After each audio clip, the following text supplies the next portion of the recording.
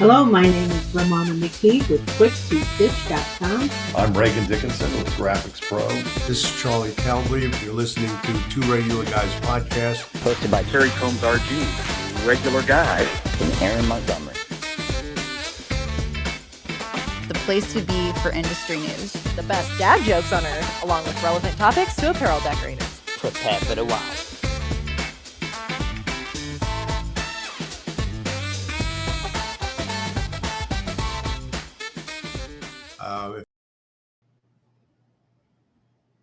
All right, welcome into the show. It is Friday, August 15th, 2025. I'm Terry Combs, and you can find me at terrycombs.com. And I'm Aaron Montgomery from our Success Group and American Print and Supply. And this week, Terry, we've got a new guest, somebody we've never had on the podcast before. And his name is Nick. He's got a company called Print Profit, and he's going to be joining us to talk about some new and potentially smarter ways to price your work and grow more profit. Obviously, a topic that both you and I are near and dear to our heart, right? Profit is the lifeblood of every small business owner. So I'm really excited to learn from Nick here and hear his take on this whole pricing thing. I actually had an opportunity to meet him in person. Gosh, it's been a couple months ago now, but he actually came out to American Print Supply with a customer of ours, and really was nice to sit down with him and finally talked him into coming on our show here, Terry. So awesome. I'm looking forward to it. And a few weeks ago, I pointed out that I was going to borrow his name, but spell profit differently, the Print Profit. So That's right. That's right. Biblical reference there for our podcast listeners. My dad was a Bible pounding Nazarene preacher in Saltville, Virginia. So there we go. That's my background. And people are like, oh, I get it. Now it makes total sense. Yes. Make sure you stay tuned till the very end, especially if you're just about to add embroidery to your decoration stable. Yes. Eric's going to be talking about stocking up your thread selection. So Absolutely. That'll be a great one because, you never know what to buy when you're starting out. So yeah, absolutely. And I would say, even if you're not adding embroidery or in the embroidery world, if you're a decorator of any kind, I think this is worth staying tuned to the very end, because you're going to get somebody along the way that's going to want some embroidery, right? And so the more you know about it, even if you're outsourcing it, right, you want to know these details. So I can't wait for Eric's secret sauce today. Terry, we've not had Eric in a little bit, so we're excited to get him back on for the secret sauce. We've had Eric cover for me, but secret sauce we're excited about today. Yep, 100%. And we also have a little news today. We do have our good friend Marcia Derryberry from Screen Printing Magazine. I'm getting it right. It's taken me a long time because we've known her for a long time, but I'm getting it right here. So we're excited to have Marcia joining us today. Some really big news that she's going to report here. So Terry, if you're ready, we'll get out of the way. Let's hear the news.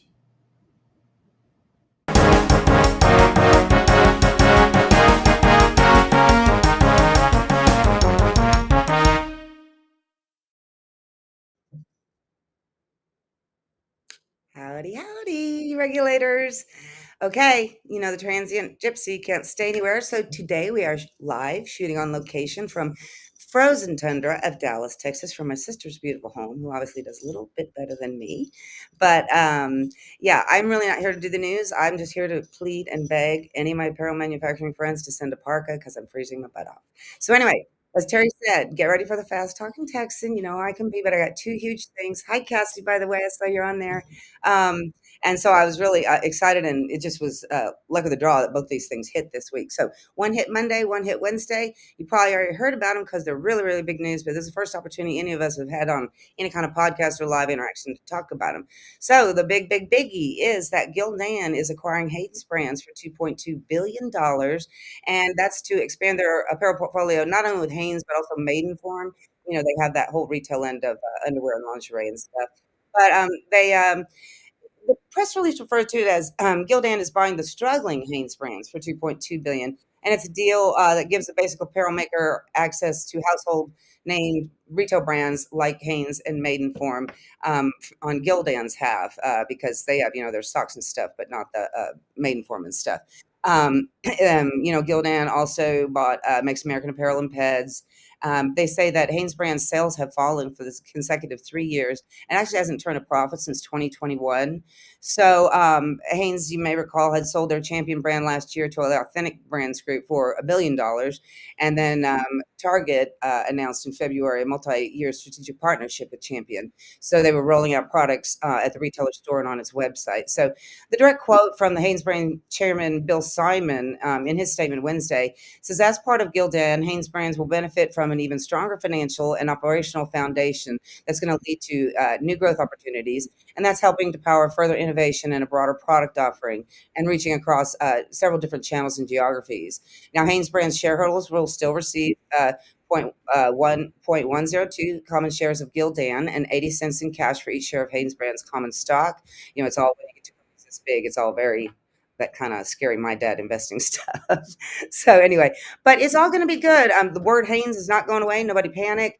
They are going to be doing Gildan's headquarters are remaining in Montreal after the transition is complete, and the combined company is still going to have a combined strong main presence in Winston-Salem, where Hanes is located. If anyone has ever had the opportunity to go out, I had, early 2000s maybe, the opportunity to go out to the Hanes new facility when it was new, and it was like walking into like Apple. It was crazy wonderful. So it's so wonderful that everything's going to stay the same as far as our loved and beloved and trusted brands go, and that they are not going to, decimate Winston-Salem by shutting down anything. Everybody's got great things. So, it's just more convergence, consolidation in the industry, which we keep seeing. We're all trying to figure out what to do with it, and together we will, because we always do. Real quick, second one, so the guys can get going, is our dear friend Carlene Gray from Stalls. We all love Carlene. We all love Stalls, and I could not be happier and more proud of my dear, dear friend. She has been named ASI's 2025 International Person of the Year. This is huge. Carlene's gotten tons of awards, and if any of you guys that have known Carlene over the years, she actually started in customer service at Stalls. I think it was like 36 years ago, being so dedicated, very, very bright. Just so driven and ambitious. She worked closely with Ted Stahl over the years, and she's was named CEO in a couple of years ago. So ASI announced this on Wednesday, that she was the 2025 Council International Person of the Year. She was honored Wednesday at a ceremony at McCormick Place in Chicago at the ASI's big trade show. We do have at asicentral.com/awards. It's in this article that I'm reading from you that Eric's got the website on. They've got the whole list of who was honored, and they've been doing these awards since 1964. So Tim Andrews, the ASI's president, which a lot of you know, said it's an honor to celebrate the bold thinkers, creative forces, and resilient leaders who help this industry thrive. Their determination and imagination continue to propel us all forward. The International Person of the Year Award recognizes a global leader who's driven meaningful growth, innovation, and collaboration in the promotional products marketplace. Carlene's was a Council Power 50 leader, and she's transformed Stalls into a unified international player. I think we've all seen. It already was well into that. But since taking over as CEO, she has been reshaping the company from what was once known as the letters and number people to a global leader in decorating technology that's serving over 100 companies. It was more than 35 years ago. It says here she was in customer service and rose through the ranks. And she's been CEO since 2018. I can't believe it's been that long. I'm so excited for her. So under Carlene's leadership, Stalls completed a strategic global total realignment in 2023 during the pandemic, which was not easy, which was unifying its U.S. and European operations under one brand with consistent product offerings, R&D, and marketing for seamless international reach. So huge things going on at Stalls, particularly since they acquired the Fulfill Engine software, which you guys hear and read a lot about. I talk a lot about it, but it's really amazing stuff. So everybody, I know a lot of you know of Carlene if you don't know her personally, but the next trade show, give her a big high five because this gal deserves it, and chicks rule. All right, guys. I guess I'll go get a thong bikini on because nobody sent the park yet. I didn't hear the doorbell ring. So I will see you guys in 3 weeks.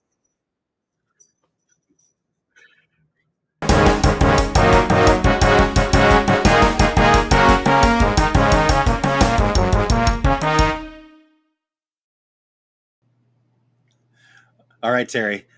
There's a lot to unpack there, but probably some things we should leave alone. A little bit third rail at the end there, but true enough. It kind of brought back memories when Marsha was talking about Winston-Salem and going to the manufacturing, because back in the day, I remember going to the Carolinas and going to all the mills, and man, it was just incredible, just seeing rows and rows and rows of sewing machines making garments, and kind of sad that a lot of that's disappeared in the U.S., but it was really really cool to be a part of. And it was funny. I was at Jones and Mitchell Sportswear at the time, and so this row was doing Jones and Mitchell shirts, and this row was doing Champion shirts, and this row was doing every brand you can imagine, and they're just all being done at the same facility on the same machine. So yeah. Pretty amazing, and just all the change, right? So interesting to see what Gildan's going to do with all of that, right? With what they're bringing in. I, for whatever reason, Terry, I've always had a real soft spot for the Hanes brand. I think probably in my early days, right, being at U.S. Screen Printing Institute, Hanes was always a big supporter. We had boxes and boxes of their shirts that they would send in for the screen printing classes, and so I got to talk to some of the folks there and whatnot. So I don't know, Michael, where did you go, dude? Like Hanes needed you, and Michael Jordan, right, in his Hanes underwear, right. When I did my classes at Workhorse Products, Hanes also donated all the shirts for the class as well. So they were doing a lot out there to help new decorators, definitely with free shirts. So. Yeah, well, big changes, but that's not always a bad thing. There's definitely different brands, and again, see what Gildan does with all this. I'm personally a big fan these days of Lane 7. They're doing some pretty cool stuff. I love their shirts. So again, not trying to rep one or the other. I'm just saying we might go, oh man, is this a bad deal? Is this a good deal? Whatever. I mean, $2.2 billion is still a big chunk of change. So we couldn't have been doing that poorly. Exactly. Hey, do you want to hear a bit of trivia about Winston-Salem, North Carolina? Yes, please. Wake Forest University is not in Wake Forest, North Carolina. It's in Winston-Salem, North Carolina. There you go. Okay. Interesting trivia. All right. So if you're going to the Wake Forest game, don't take the exit at Wake Forest. Take the exit at Winston-Salem. Okay. Now we know. All right. Well, let's check in with a couple of our regulators that are in here already. We got people showing up here, but Doug Sobel was checking in bright and early along with Chuck Peterson. So thank you guys so much for being here. We have our good friend Cassie Green from Apparel joining us this morning and celebrating Carlene Gray's achievement there, award that being recognized. And then we've got David Haynes from Corel Trainer checking in. He says, my dudes, happy Friday. Been working too much, so he's taking a 3-day weekend before back-to-back shows. Actually, 3 shows in a row. So David is a road warrior for sure. Indeed. Like the old days for us, but David's still out. Absolutely. Getting back to a little bit of that myself, so we'll see. I always joke that my wife and I were able to maintain our relationship because I was gone so much. So right. I staying home for a little bit there, we put that to the test, and I think she's ready to get rid of me a little bit more. So, all right. Well, we also need to bring you the dad joke, Terry. So if you are ready, let's get that dad joke flowing here. I'm ready. Let's do it. All right.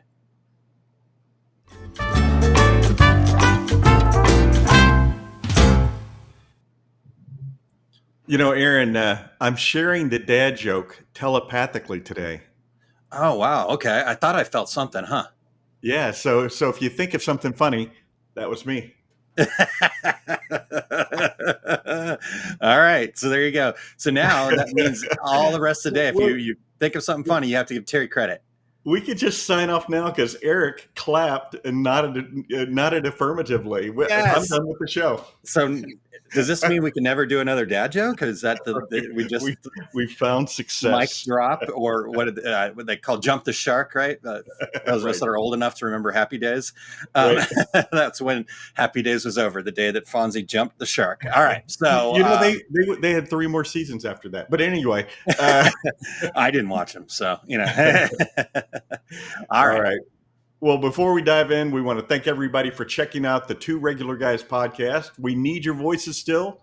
We would love to have the regulators participate in our show intros. So go to osg.link/intro, read a few sentences, be a part of every show. If we are always looking for new guests. So if you or anyone you know would like to join us, go to calendly.com /2, the number 2, regular guys.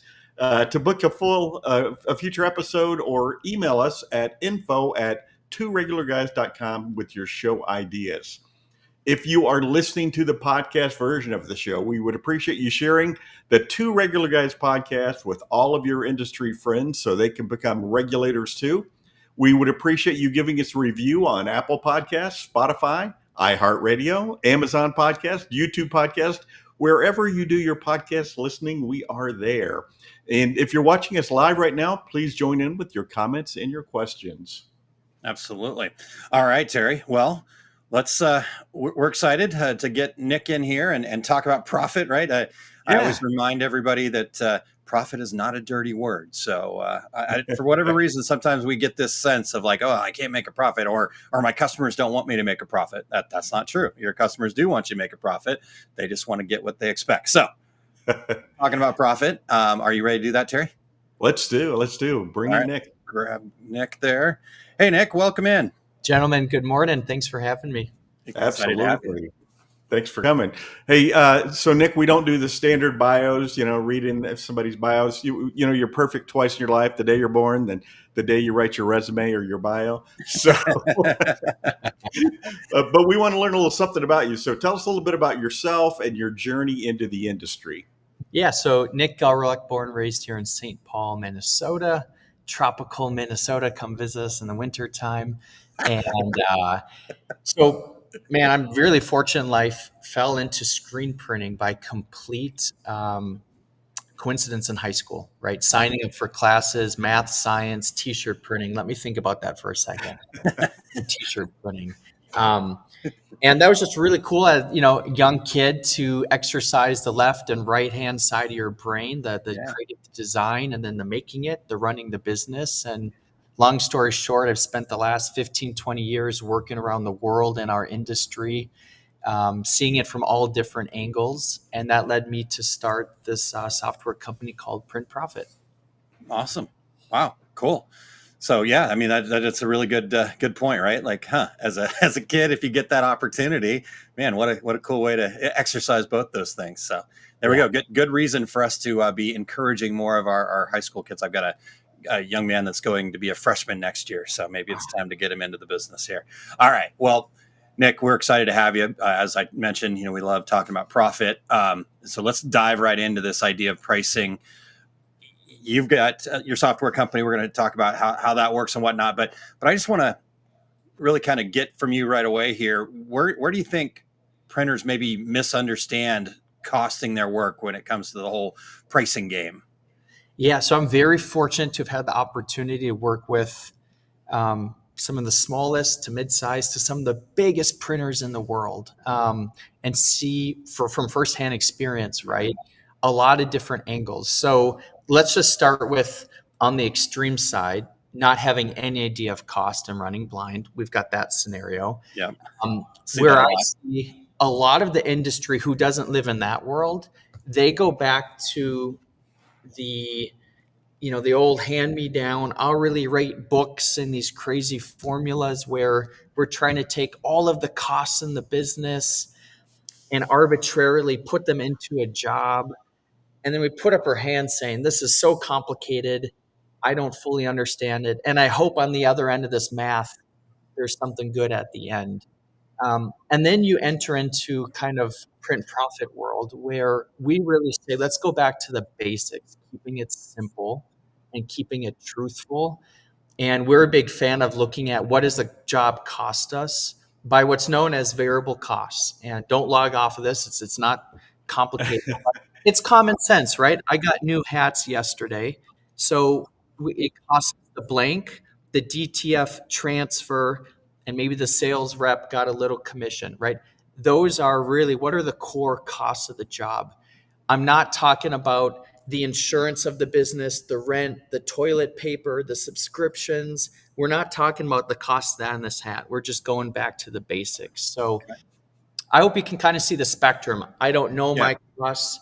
I've over-engineered it, and I don't know what way is up or down, or keep it simple, stupid, and what is the truth. Okay. Interesting. Love it.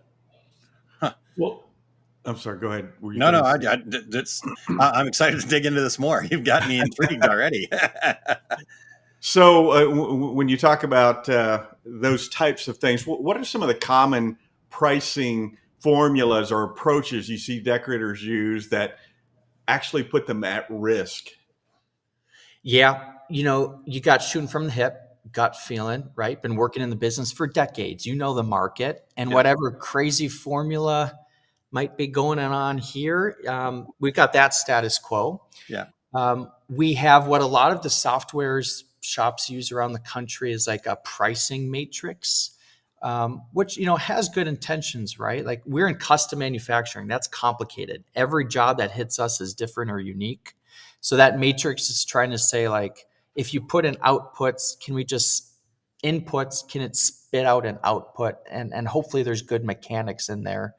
What we try to look at for pricing strategies is kind of a mixture of both, saying, how can we come up with a selling price that's very fast, where we understand the costs and we know clearly what profit it's giving us. But then can you try to take it to the next level and say, do I know where my business is in the month, and how might that influence my pricing strategy?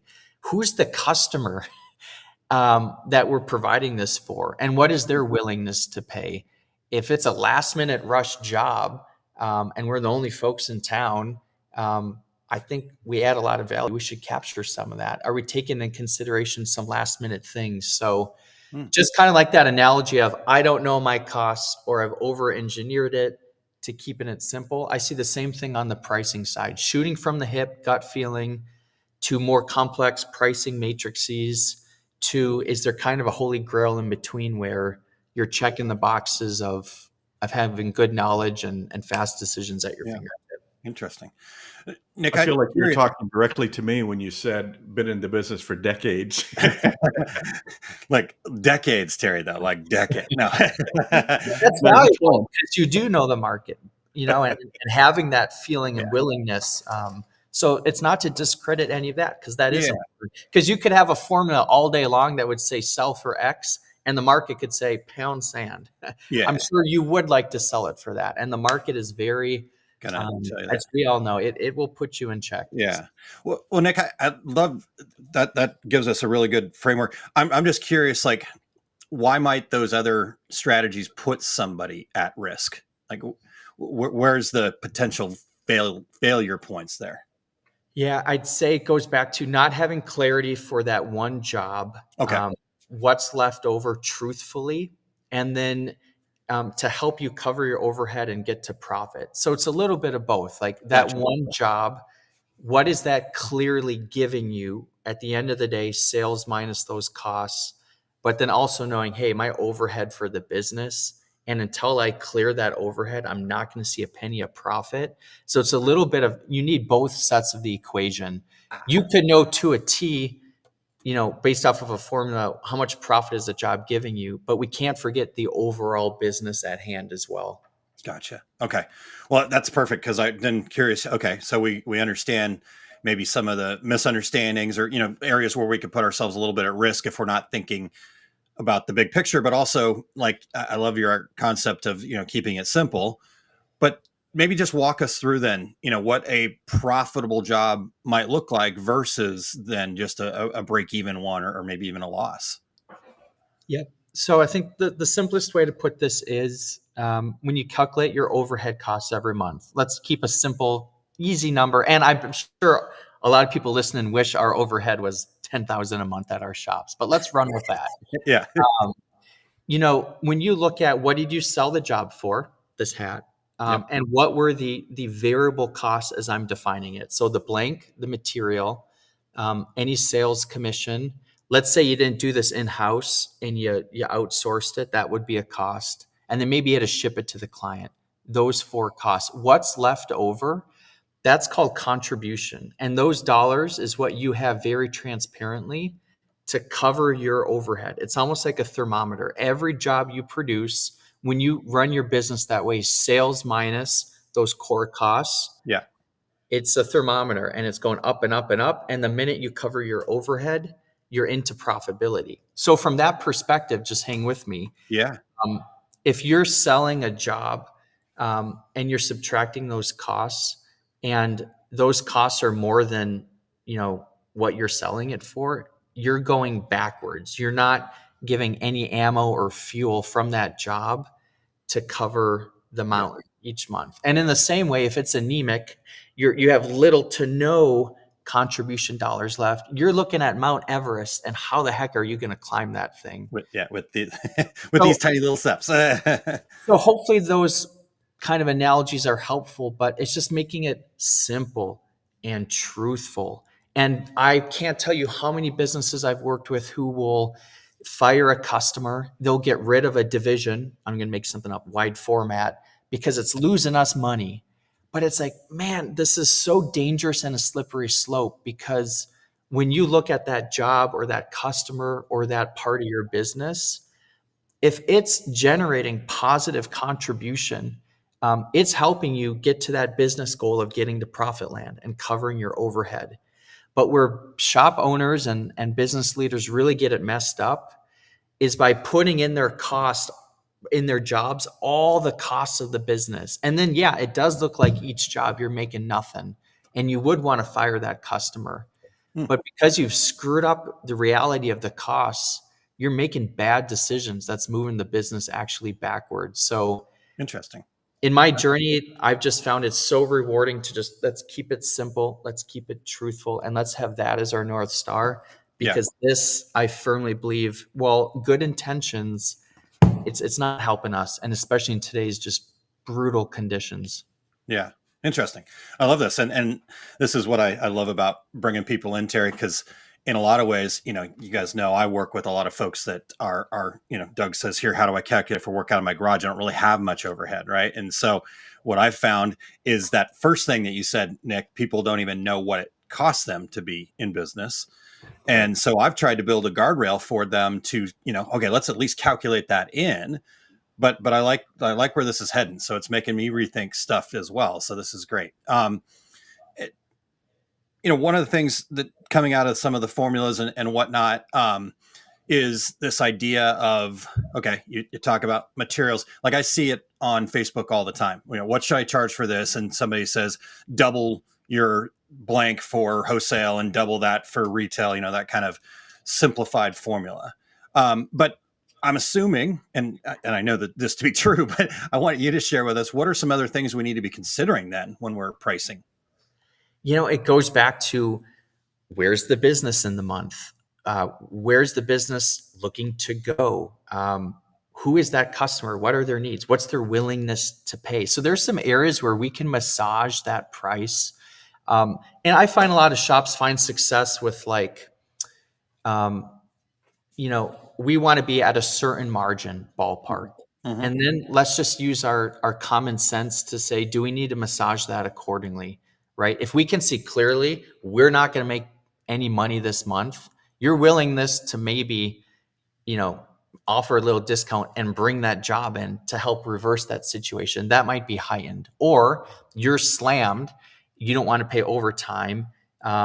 We could bring that job in, but you know what? That might come at a premium. So I think there's a lot of opportunities to have like a North Star and an anchor for your market. Where do you want to be? But try to massage it accordingly to just get as many jobs as you can for what the customer might be willing to pay. And it is a can of worms and it is situational. But if you want to take things to the next level, there's a lot of creative opportunities out there with your pricing.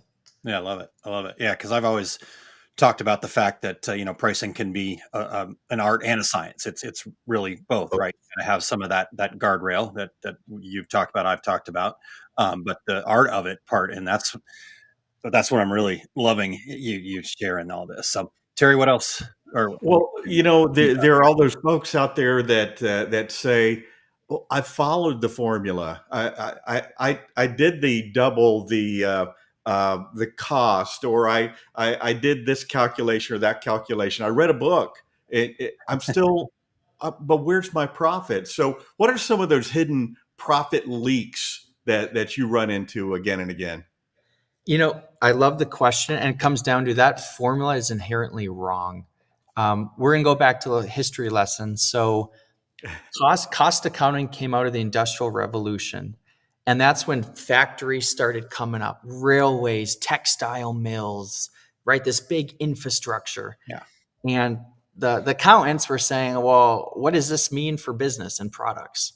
So these hourly rates and these big complicated formulas, they actually started out of the Industrial Revolution, and we really haven't changed the printing industry the way we think about it. So to Terry's point, I work with owners all around the country who are pulling their hair out saying, I followed the books, I did the formulas, and then I get my P&L every month and it's saying something different. So that's where I poke and say, those original formulas are flawed, and all of the costs of the business that we try to put into the jobs, it's misleading, and it's going to give you a profit that's really a mirage. So by stripping out the complexity and keeping it simple, you're going to be able to see it a lot more clear. And I'm going to show you in my office, because we do it live here on this awesome podcast. We do. This is a book from like the 1800s, How to Make Money in the Printing Business. This is from like 1902, Printing for Profit. And I could go on and on and on. Wow. All these expensive books I bought from eBay to just prove like we really haven't changed the way we do it as an industry. So even in 2025, when we think we might be running some modern cutting edge companies, it's like, wow, our recipes, they haven't changed. Amazing. Wow. Yeah. So good. All right. Nick, I want to get to some of the regulators here that are sharing some comments for us as we as you said, we're live. So want to hear what they have to say. Let's go back. I just want to make sure. Okay. Vicky said, I've been waiting for something like this. So good. Hopefully it seems like it's been worth the wait to me. So I'm glad you're here, Nick. But Doug says, how do I calculate, if I work out of my garage, I really don't have much overhead, right? So again, I kind of brought this up already, but how would you answer that question, Nick? Great question, Doug. If you use, like say QuickBooks, for example, I'd say print out your profit and loss report. It's the standard one. And with a little highlighter, your color of choice, I love yellow, you can go line by line, and any cost that is not one of those four categories, your materials, sales commission, anything you outsource, maybe promo items, or shipping costs, by default, anything that's not those four, that's your overhead. So maybe you got insurance, maybe you got some subscriptions, depending on how you do salary for yourself or distributions. But by definition, anything that's not those four categories, that is your overhead each month. Love it. Excellent. That's a great. Thank point. you. All right. Well, so speaking of, maybe some smaller shops here, as I mentioned, I work with a lot of these solopreneurs and again, just kind of trying to get a foundation here, but they want to head to that next level, right?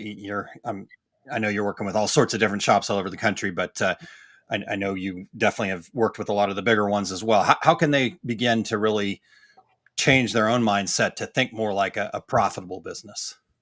I'm going to let out a little secret. As I've mentioned, I've been over 40 countries around the world. I've met with owners of all different shapes and sizes in our industry. And behind closed doors, there's a universal challenge that I can't see my profit clearly. So I just want to let the cat out of the bag and say, if you're a smaller shop, just know some of these pain points, I can guarantee you, because I've worked for them, I've known them, they've been customers of mine. The mid to large size players, they've got the same challenges. Mm-hmm. So I just want to say that pain point is universal in our industry. Good. And good to know. But to answer the question of, all right, so what can we do about it? I just want to leave you with some good business mechanics and foundations. Step one, calculate your overhead cost, right? Have clarity that it costs me X amount per month. And then going back to that simple analogy where when you look at every job you produce each month, take what you sold it for, subtract those four categories we've been talking about, and what's left over, you could build a little thermometer where it's adding up throughout the month, and you will know in real time, am I going to cover that overhead or not from what's left over from each job? And by that simple exercise, you are going to be far ahead from the majority of the shops in our industry, because you'll be seeing clearly, and it's going to allow you to put on your rally hat. If it's like, we're not going to make it this month, how can we be creative? Or, you know what, we are going to hit our goal, or maybe it's break even. But I'm telling you, that simple exercise, you're going to be so much more well off. Wow. Amazing. Yeah. What good advice there. All right, Terry, what else we got for Nick here? I love the keeping it simple, because that's the way I look at business as well. But it's been a crazy few years. So what are you seeing, or are you seeing any shifts in how the successful businesses are adapting pricing strategies with all the craziness going on, and with the economy and supply costs and inflation or lack of inflation? Yep. So it's a crazy world. That's a constant. And I think till kingdom come, but those business mechanics and fundamentals, they also remain, like you got death, taxes, and you need more contribution than your overhead to get to profit, right? Just things we can't change in life. So what I've seen is it's the creativity of saying, what levers do I have? What strategies could we put in place amongst this crazy environment to get where we want to go? And it's been the highlight of my year working with shops who have said, you know what, we're going to take on less work that's smarter for what's really fit for our shop. And we're going to price a little more aggressive, but with less. They're on pace to do so much more from a profit perspective. And that's badass. So Yes, it is. there's a lot of creativity, and I just want to be a cheerleader for everyone. There is creativity and there is levers. So, but it starts with the mechanics. You got to have that in place, and then we can have fun with all these different possibilities. I love it. Oh, I love what you shared there too. That do less and you'll actually grow. I hear so many people, right, when you ask them who your ideal customer is, for example, and it's like, oh, anybody that's got money in their wallet. Great. Not true, but and yeah, so it's clear the decks, slow down, do more, and do more with the right people, and then business becomes a lot more fun after you have that foundation in there. I love that. Wow. And bottom line too is it takes a little. You have to do a little work on the front end, but then you can use that information on a go forward basis. And of course, when you move into the bigger building, you have our lease and things like that, but then you just plug that in. It just takes a little sit and think about it time on the front end of this to figure out where you are. Actually perfectly leads into my next question for you, Nick, because the next thing that I hear a lot, and I'm sure you do too, when you're talking to somebody, a new potential client or something like that, and you're saying, okay, you got to build this foundation, you got to do these things. Yeah, you're going to keep it simple. So it's not this crazy formula that you have to build and read a 1902 books on it. That's super cool too. I got him if you want them, as you know. Yeah, exactly. If you do want to read them, Nick's got him for you. But I'm just too busy. I'm too busy to stop and figure these things out. Right. What's your response to that? Subscribe to Print Profit. Really though, I took a huge risk in my life, leaving a very comfortable 6-figure job. I had a newborn baby, wife, and having gone around the world, seeing that there's this universal pain and challenge. I'm like, man, I love this industry. I want to do something about it. Yeah. So what we're building at Print Profit it's like Google Maps for your business. How profitable does your shop want to be? And we help you turn by turn, day by day, week by week, month by month, year by year, actually get there. So really just wanting to use software and data and insights to modernize this industry and help shops of all different sizes. So that's what I'm hoping in this lifetime, and for this industry to leave that contribution, no pun intended, of what I talked about earlier, but there's a ripe opportunity to help modernize print and just how we run our businesses. Yeah. Well, puns are great. We do dad jokes, so bring the puns. It's okay. I love it. And look at the hat, guys. If you're watching the live version of this, Nick's hat says Profit Land, little halo over the top. So he's doing it. He's putting his money where his mouth is, so to speak. Right. That's a big step. Cool. wearing it on his sleeve or on his head. Yeah. Yeah. So, Nick, is so, there anything? Yeah. Before we get there, Terry, I just want to ask one last question. Is there anything that like you want to leave people with? Like, what would be a golden nugget that you hope that people take away? Try to maybe sum it up or give us that piece that maybe we missed. To sum it up, there's a better way out there. There's a better way out there to clearly see your business, to drive results, and get more confidence and swagger in those day in, day out decisions. Anyone can find me at Print Profit. You can book a call. And I just offer anyone in the audience. I love to talk. I love to connect. I equally learn from everyone I come across. And if in a simple half an hour intro meeting, I can help put you on the right direction, independent of whether or not you use the software, that would make my day. So just know that there's different ways of thinking out there. And what I've seen is going to help us as an industry get back on offense and stop playing defense. Yeah. I was just going to ask if, I guess if somebody reaches out to you, they know they need to make a change, but do you run into a lot of folks who are just, no, this is the way I went to business school in 1987. This is the way that you're supposed to do this. I mean, you get a lot of resistance once you say, there's a better way? The stories I could tell you of the upset people I've come across, because it is ruffling feathers. And it is not saying what their class textbook from 1902 taught them. But I'm also respectful, right? This is an amazing industry that's rich in tradition. But as we know, things need to evolve and things need to change. And if we're not getting the results we're hoping for, it's insanity to just keep trying it. So I love those conversations. I'm respectful in nature, but I'm also saying, like, the average net profit margin in the US for a printer is like 2%. So we could keep trying that way, or we could think different, and maybe there's something better on the other side. Love it. Yeah. Can we get one more question in front of you, Nick, here? This is like a specifics here. Elroy asked, does Print Profit replace like a Printavo or a TSUM?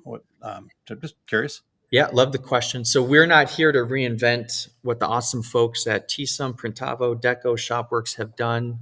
We're also not here to reinvent QuickBooks. We're a new software. It's a profitability software. And we're totally agnostic of what systems you use or don't use. Nice. And we're just there to grab the essential information, bring it into our software, and do magic with it. Cool. All right. That's what I thought based on, the conversations you and I had out there in Peoria, Illinois, not too long ago, but wanted to get confirmation before we led Elroy astray there. So love it. All right, Nick. Well, thanks one more time. Where can people find you at before we let you go? Yeah, printprofit.com or in a random basement here in Northeast Minneapolis. So if you're ever coming through the Twin Cities, reach out. Love to meet you for coffee or a beer. Awesome. All right. Awesome. Fantastic. Thanks, Nick. Appreciate it. Thanks all. Cool. Terry, really good stuff. Yeah. Great stuff. And man, he's preaching to the choir there about keep it simple. Yep. And I don't know if you guys recognize this, those that are tuned in and actually watching the video version of this. For our podcast listeners, over one of Nick's shoulders there, he had a sign that said, guessing is a slow death. So it caught me a couple of times and I forgot to bring it up until right now. So. That's awesome. And you know what? I love the fact that he's gone back and researched, back into the previous century about the beginnings of how people tried to build their businesses for profit, that sort of thing. And it's important to see where we came from. Doesn't mean we have to be stuck there, but he did mention the guy that from his class in 1902. And man, if he's still in business today, leave him alone. Absolutely. All right. Couple things that we can address real quick before we get into what you're up to there. Doug says, I take it this would apply to embroidery. Yes, I think this honestly, what I've heard and learned from Nick is a good, solid business foundation, regardless of the industry you're in. He's just applying it to our printing, decorating industry, which would include embroidery as well, Doug. So, and then Elroy says the reach out link is not working. He's getting a 404 error. So I don't know. let's I don't know, we'll do a little check in here, and if you want to reach out to us directly, Elroy, I can get you directly in touch with Nick. So if you just want to send an email to info@tworegularguys.com, we'll make two. sure that info@2 the number 2 regularguys.com, and we'll make sure we get you guys connected. So all right, Terry, wow, really good stuff. Excited. I felt called out a few times too, which is good, right? We always need to have some perspective. So I'm going to actually go set up a meeting with Nick myself here. But I sense you holding back though, because this is near and dear to your heart. So I'm sure that there are many more things you wanted to add. no, thank you. But I thought it was good stuff. And again, certain times where I'm like, that's opposite of what I'm talking about. But then I started thinking about it, and like, no, actually, it's the same thing. He's just taking it to that next level, which has always been my case, right? I just want to talk about the foundation, and then I'm going to point you to people like Nick that are going to let you take it to the next level. So that's always been my way in this industry. Is I've been able to meet a lot of people thanks to Terry and Eric and other stuff like that. All right. Well, Terry, where are you going to be out there in the world coming up soon? I cannot believe we're in the middle of August, but my complete screen printing business course, I'll be in Chicago at Atlas Screen Supply up by the airport, and that will be September 6th and 7th. And I'll be back there again exactly 2 months later, November 1st and 2nd. I'm going to be in the Equipment Zone booth at Printing United, October 22nd through 24th in Orlando. We're in booth 3983. And of course, Aaron and I will both be there doing hopefully a live broadcast like we normally do at Printing United. So watch for all of my upcoming events at terrycombs.com. Looking forward to all that, Terry. So yeah, definitely go check out that. Terry, I can't tell you how many times I've heard people say, "Oh, you do that podcast with Terry? Yeah, I've been to a screen printing class. It was amazing." I'm like, I love that. Thank you. So make sure you guys go check that out. All right. Well, for me, first and foremost, I just want to clarify some things. Some people are like, "Hey, am I going to see you at Long Beach next week?" And unfortunately, the GPX folks have changed their, I don't know, I would just call it interest in education. I'm not trying to be a jerk, but this is the truth. And I've said this to them directly. So they kind of changed their commitment to bring me out due to my changes with American Print Supply. So unfortunately, I just feel like you're maybe left with some sales pitches. So if you want the real education back at GPX and happen to be attending their shows, I would encourage you to let them know. We are going to be actually talking about the session that I would have been presenting next week on our show next week. So marketing better in 2025 and beyond. And then probably going to bring that as a seminar here soon. But I'm looking forward to talking about that next week, Terry. So I want people to tune in next week. Yeah. Marketing better in 2025 and beyond. And I've got some ideas that I think people will really enjoy based on the feedback that I've gotten from some of those previous seminars. Some people really changed the way they looked at things, and it really helped them. So awesome. With that, it does open up some opportunities for me. So I'm actually going to be at the Impressions Expo in Dallas now, and I'm going to be sharing and facilitating a couple of seminars. And all the details are still a little bit in the works, but if you want to head to impressionsexpo.com and just get registered for the event, and then I will see you there. I think Eric is going to also be out in Impressions Dallas. We'll talk about that in just a second. So that's sorry, Doug. I just saw your I'm not sure exactly what the comment is there. He says the education offerings such as Graphics Pro Long Beach. Yeah. So I don't know how to respond to that one, Terry, but we'll leave it at that. Let me add to that. There's some places you go, you pay for the seminars. Some places you go, the seminars are free. Nothing in life is free. So there you go. Thank you. That's much more clear. All right. So the last thing for me, Terry, you talked about Printing United Expo. I am just over the moon excited about it. October 22nd through the 24th, Orlando, Florida. I don't care where you're at in the country or the world. You should be there. We've seen people come in from all over the world to that show, and it's well worth it. And you can actually get free registration for the show if you use the code 141404. So just use that code 141404 if you go to printingunited.com/attend and hit that register button. Just like you, Terry, we'll be all over the place there from doing live podcasts, but I'm teaching 3 seminars there, hosting and emceeing their annual media event, and facilitating 2 other sessions in the Apparel Zone, assuming you're going to be in the Apparel Zone too, Terry. So we'll be hanging out and having a good time there. So just really excited to be working with a group that's all in on education. And so can't wait to see you at the Printing United Expo coming up here October 22nd through the 24th. Yeah, if you've never been, you've got to get out to Printing United. It's just, if for nothing else, to see the how big the industry is worldwide. There will be people there from all over the world, vendors from all over the world. And, Absolutely, it's going to be worth your trip. Absolutely, and it's Orlando. That's also true in October. So, some places like where Nick's at may have a little bit of snow. So I'm pretty sure we'll be down in Orlando. Let's just say it. He's going to have snow. Yeah. Okay, all right. All right. Well, as far as Eric goes, we don't want to be remiss there, Terry, but he's got the Take Up still happening. Awesome stuff. And so appreciative that he does that each and every week. It's called the Take Up, episode 232 today. It's going to be a Q&A. Entitled Embroidery Evolution, just changing commercial landscapes, just really kind of touching on your guys' questions about how that change in commercial landscapes happening. He's going to tackle on questions about the who, the how, and how many people are making the move from hobby to pro, and what you can do when views and markets shift. This is going to be really great stuff coming from Eric.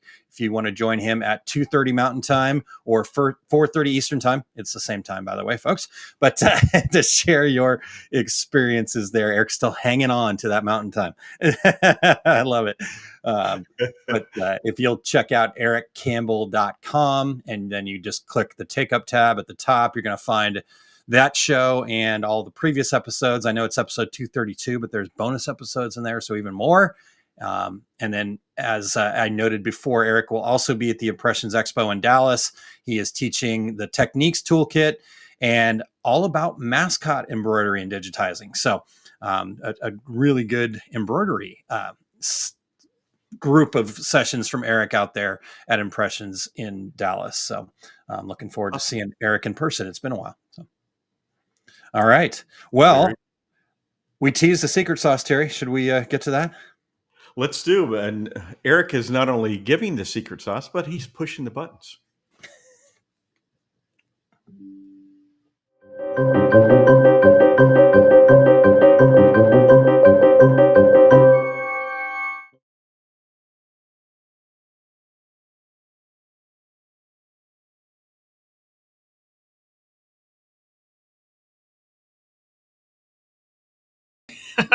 Looks like I was muted. All right. Welcome into the secret sauce, folks. Today I'm talking about stocking up threads for the beginning embroidery business. The most critical consumable in embroidery is thread, but in selecting and storing and stocking up on our primary supply, we have to consider what makes the most sense for our particular setup. From fiber content and color selection to proper storage, we have to make sure we get the most for our money while properly serving our customer base. And it really hinges on curating the right collection of threads for ourselves. So let's start by following the fiber. Originally, the primary debate was all about rayon and polyester. I think that is a little bit gone by the wayside these days. We have lots of different options, but honestly, coming from a world where when I came in, rayon was the prevailing choice because of its high sheen and lower tension requirements and less stretch than polyester. Some decorators did like it, but the thing is, polyester has excellent color fastness, resistance to bleach and industrial laundering, and abrasion resistance, and it really has catapulted to the top position. If your primary clientele has any workers in food service, medicine, trades, or sport, modern tri-level polyester threads have the sheen that is very similar to rayon, and honestly is probably the way to go. For most shops, polyester is going to be all around window for your basic thread. Second, we're going to talk about a weighty subject, and really what we're talking about is the thicknesses of thread. They're measured by weights. When clients demand fine detail and tiny text regularity, you have to sometimes look beyond the standard 40 weight thread, which is common for embroidery, and the good old 7511 needle with which we do most of our work. The use of 62.8 thread and 65.9 needles is increasingly common. It makes roughly 25% thinner satin columns and line work, Despite the need for increased density and stitch count to achieve the coverage, it really is something that is particularly useful, like especially with small text. For most embroiderers, having a full stock of 68 colors and stitching designs entirely in 68 threads is unnecessary. Most run larger filled areas and less detailed elements in 40-weight thread, using 60-weight thread really for these small details and especially small text alone. I would consider, if nothing else, stocking your most popular text colors like black and white. Back in the days where I was working in New Mexico, it was red and gold were also very common. And especially you're working with, like, say, fire or police, you're going to have to look at those colors. Get those colors for common text, especially starting with black and white, and leave 1 or 2 needles on each head with 65-9 needles if you infrequently use all of your needles on any given job. It really does make a huge difference, especially with small text. Next, we want to talk about curating colors. Holding a threads color card and looking at the entire line can make you feel like you have to have the entire full spectrum to get started, but you really don't need to have every color with enough cones to fill every head to get started. You do need a capable selection of colors, particularly if your clients demand incredibly fast turnaround times, but you don't need to necessarily purchase the entire collection from day one or stay with a single brand, frankly. Start with a small collection of common colors. Online personalization companies often have under 20, while custom decoration companies start with many more, expanding as companies require matched colors. Aside from having light and dark variants of the main rainbow colors and neutrals, you might start with colors related to your current or potential clientele. The official colors of local schools, civic or regional kind of heraldic colors, your flags, your seals, logo colors for companies that you're going to work with or that you intend to work with. Those are all good candidates for your first color collection. Some shops also charge initial fees for companies looking to add a match color catalog, having the customer help soften the initial cost of stocking up. So you might consider putting that forward and saying, yes, you can stock additional threads. We can do color matches. We can bring things in, but add that as an extra fee, but also an extra service you're willing to do and make it seem more of a positive stance. Next thing, while we're talking about kind of getting those thread colors for companies, I want to talk about making matches. Consistency is critical, both within thread lines and when matching samples in art. The former is based on the thread manufacturer. You want to go with recognized names in the industry or names that have really worked hard to make sure they have internal consistency. You're likely to find dye lots that match well over time. The latter is all about making the match. If we're talking about matching to art, consistent lighting is one of the big things that can help. If you don't have your own broad spectrum lighting, if you're not doing the kind of color matching already, you may literally just say, hey, I like to do my color matches outside in the daylight when I have the opportunity to do so. It does help quite a bit. Otherwise, just make sure you've got a space where your lighting is controlled so you can make the call the best way. However, I will say this, when a customer wants to be involved in that color match, the best color match is made in person with customer buy-in. Where possible, help them and help yourself by enlisting their judgment. Remember, also, any thread with high sheen, like the polyesters we're used to using, is going to have slightly different tones at different angles and at the crown and edge of, say, a satin stitch. So though we can get color equivalencies from our vendors, live matching is the last word in keeping a customer aware of these subtleties in embroidery thread color. Next, let's talk briefly about safe storage. Though everybody loves the big thread wall display, every shop likes to have the giant display full of pegs that has all the threads on it, and I know it makes a very beautiful, compelling display to have. It can be a great tool for thread selection and design space, but it may not be the safest way to store thread depending on your environment. For our money, whenever I've worked in a shop and had to do this kind of organization, closed containers that keep out the dust and dirt and light are best to maintain thread no matter what your environment. Thread stored in windows against cold outer walls that attack moisture or without protection may suffer. If you turn over thread often enough in your embroidery areas in a clean, controlled climate, this might not matter as much to you. But threads that hang around for a long time on the wall are likely to suffer from dirt and dust on the top side, discoloration, possibly UV damage, and potentially worse. So just think about where and how long you're going to store your thread and be kind to the thread wherever you can. Next, testing under tension. Why am I talking about testing threads under tension? This is the sad truth that many people coming into the embroidery business, especially if you're buying out in an older shop, you might be sitting there looking at that need to spend on stock, and you'll look at embroidery forums or you're buying up thread from other people leaving the business. It can seem like an amazing savings, but you need to get your hands on the thread to know if it's even really worth that reduced amount you're going to offer folks. Whether you're testing on your own older stock or something you intend to buy, you want to spool out about 6 inches, 150 millimeters, somewhere of that of thread. Grab that in both sides of your hands, and pull. If it breaks really easily, frays extensively at the break, it might be past its prime. Thread that snaps with little effort in your hands is likely to break under machine tension or encountering any resistance in the thread path. You get a nice brand new spool of thread and wrap it around both fingers, you're likely to feel the pain of it cutting into your fingers before it snaps. If it snaps really super easily, that may not be your best chance to keep your machine running over time. Don't buy old thread unless you absolutely know that it's going to hold up under tension. There's so much more to thread than these basics. I mean, we can talk about all the special cases, but that stunning array of specialties from smooth metallics to matte finishes to thick wool to cotton blends, conductive and retroreflectives, there's a world of things that you can't cover in one session of the sauce. But that said, if you're armed with the base selection of threads that cover your most needed colors and weights, and a fiber that suits the work that you do most, you'll be well-founded for anything else that you really need to do in this job, and you can expand from there. Understand you don't need to buy everything, but if you buy that core competency, you have it all ready to go, you'll be able to answer most questions quickly, and you'll be ready to run. And that's my secret sauce for today.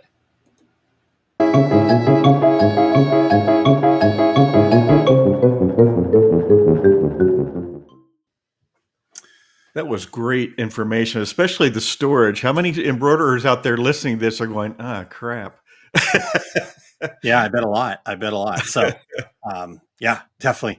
See, man, Derry, the secret sauce, right? You know, with what we're always trying to share some stuff. Eric, Dane, we may even be trying to bring some other people in for some secret sauce. I haven't even talked to you guys about this yet, but I have a couple of ideas. So, Love it. You know, I think this secret sauce thing, just go to the bookmark, you know, go to our YouTube page and you can grab them all and really good information there. So, Terry, what a great show today. We have come to the close of another one. I think 609, 610, something like that. And we want to thank Nick for his time. He had a little situation where he's like, oh my gosh, I'm going to have to be a little bit late. We're like, we're good. We'll figure it out. And it worked out perfectly. So everything came together. Nick from Print Profit. And I know he said his last name, but I still don't feel comfortable enough saying it without getting the phonic version of it. So, Nick, there was quite a debate before the show, everyone. Yeah, exactly. So go check that out, printprofit.com. And yeah, there's a button right on the front of his webpage where you can get a call set up with him. Great guy, worth the conversation there for sure, Terry. That's awesome. We also want to thank our show producer, Eric Campbell, for not only pushing the buttons and taking care of keeping us on the air, but doing the secret sauce today. Yep. Love it. And Doug Sobel says, I have my threads in a plastic bins that are covered. So there we go. He must have heard from Eric before. No, he just a smart guy. All right. Well, again, yes. Thank you, Eric. Appreciate all that you do for the Two Regular Guys podcast. As I mentioned already, next week, I'm going to be leading the charge and we're going to have a discussion about some ways that we can market better in 2025.